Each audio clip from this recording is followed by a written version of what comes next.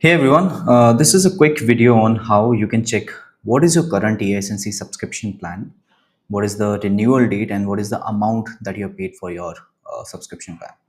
So just log into your AiSensy dashboard, and there on the top you can see your current plan is pro yearly, and here also you can see your current plan is pro yearly, and here you can see your renewal date also. So this plan renews on 11th of December 2025. So this is where you can see what's your current plan. You can even go to manage section, click on billings and usage, and here also you can see each and every detail about your billing. How does the billing works? You can also check it out here. But yes, this is your current plan. This is the renewal date.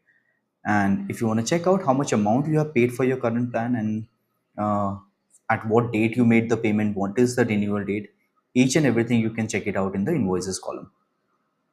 Just make sure if you want to check out the invoices column, you're logged in AiSensy with admin dashboard, because manager and agents don't have access to the invoices. And there you can see the pro limited plan. This is the amount you have paid, and this is the date you have paid the subscription plan amount for.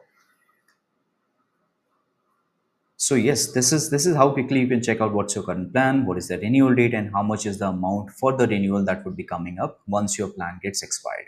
Thank you so much.